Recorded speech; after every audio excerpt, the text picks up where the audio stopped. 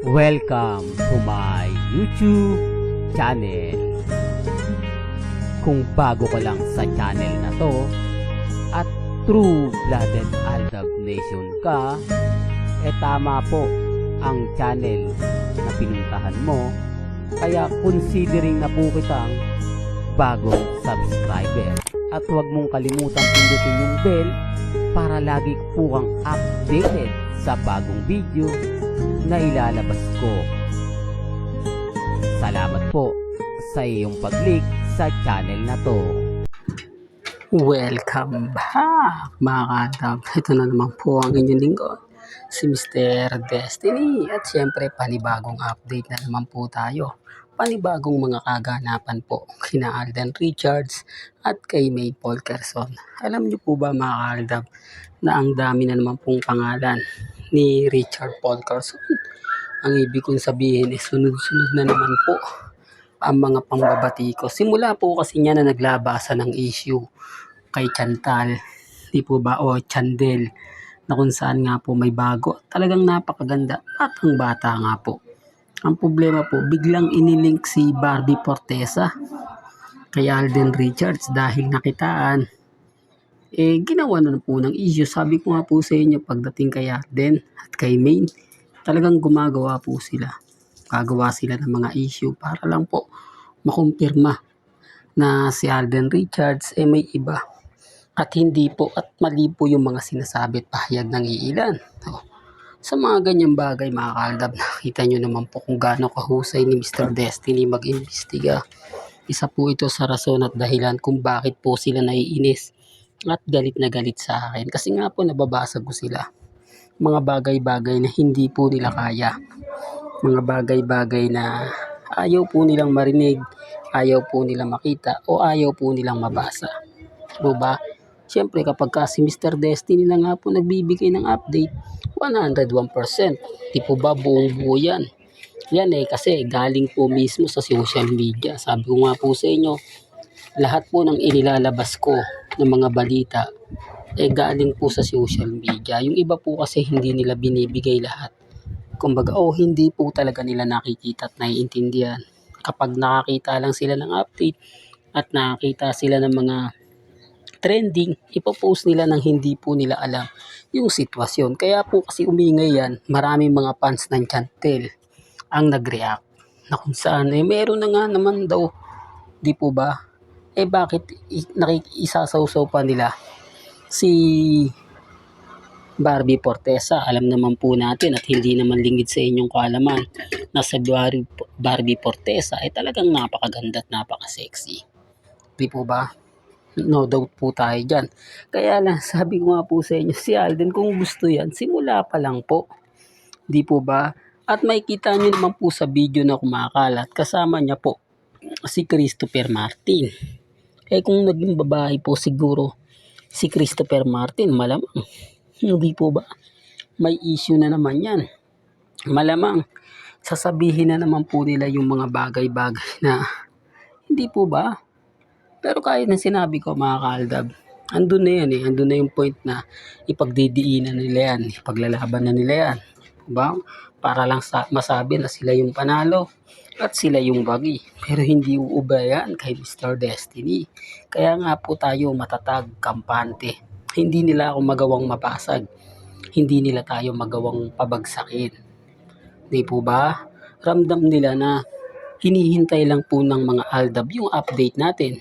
At syempre inaabangan din tayo kung ano nga po masasabi natin dito sa mga kumakalat ngayon patungkol kay Alden Richards. Di po ba? Kasi ang makikinabang naman po talaga. At para kanino nga po ba yan? Syempre, para po sa mga basher yan. Hindi yan pabor sa Aldab Nation. Pabor yan sa mga Alden fanatics na ayaw na ayaw nga po o gustong gusto na nga pong mawala ang issue kina Alden Richards at kay Catherine. Di po ba? Well, hati po kasi opinion ng mga ilang netizen. Normal lang po yung mga ganitong bagay. Normal lang po yung mga ganitong kaganapan. Pero sabi ko nga po sa inyo, ako po nag-iimbestiga. Hindi po ba? Ang talagang naapektuhan dito, walang iba kundi si Alden Richards. Kasi kung ano-ano po yung mga sinasabi sa kanya. Kung ano-ano po yung mga binabalita sa kanya na keso kumbaga babaero, di po ba?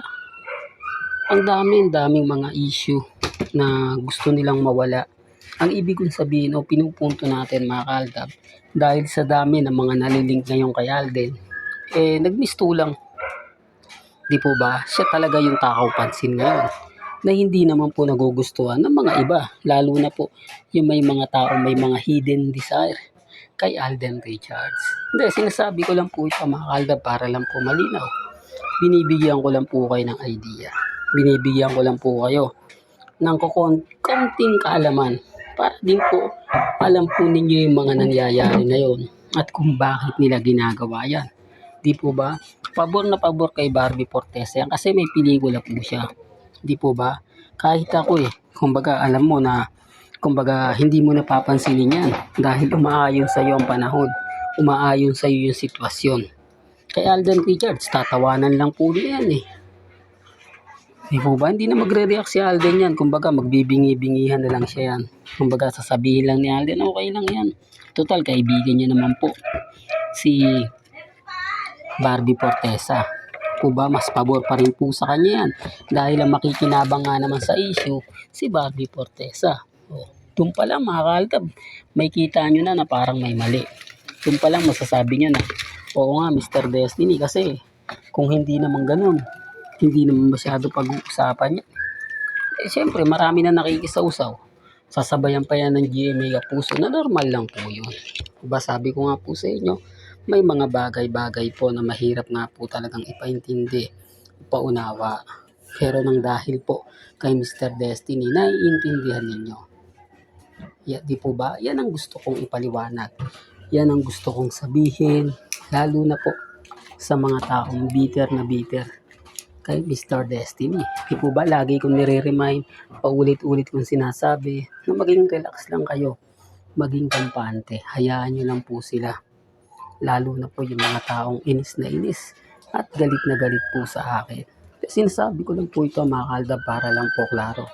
Lahat po ng mga in-update natin, lalo na nga po pagdating sa pamilya Mendoza, pamilya Carson, talagang 101%. Ngayon, aminado na sila. Si Mengay sa Bulacan. Hindi pumasok sa 8 Bulaga, nagbabakasyon. Hindi naman pwede magbakasyon sa ibang bansa si Congressman dahil nga po, meron nga po siyang kaso. Hindi po ba? Yung kaso na pinagbabawal siyang umalis ng bansa. Ngayon, alam nyo na. Hindi po ba? Hindi, walang pilitan mga kaaldab. Basta sa akin po, sinasabi ko lang kasi baka may mag-react. Hindi naman siya guilty, hindi naman siya, ganyan. Okay lang po. Yun naman po yung ipipilit nila Pero umaandar na po yung kaso. Diba? Malay nyo, bukas sa Makalawa lumabas na yan. Sa ngayon, mga kaaldab, wala pa talaga. Sa ngayon, kumbaga nag-aantay pa dahil panay, nga po yung mga bali-balita. Hindi pa masyado kumpirmado.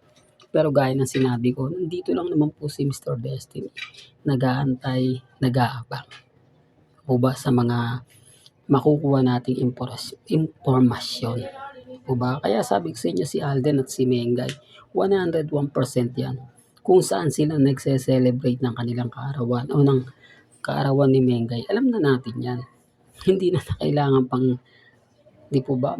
Masyadong tahimik nga po ngayon si Mengay. Nasaan nga po ba sila nag-celebrate? Doon sa video maraming kumampi sa akin. Tama naman po, 2 tao lang. Tapos sasabihin nila updated daw yun. Paano magiging updated yun? 2 tao nga lang. Hindi po ba? Mas papaniwalaan po sana yon kung marami-rami. Mas marami makakakuha ng atensyon kung nakikita po nila. Hindi po ba sa mga 10, 8 talaga nagpa-party? Hindi, 2 lang po Tapos sasabihin nila, di po ba?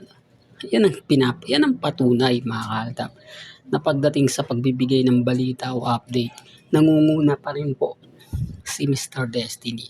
Masakit, pero yan po yung totoo. Yan po yung laging sinasabi at lagi kong pinapaliwanag, especially po sa mga taong bitter na bitter po sa channel ni Mr. Destiny.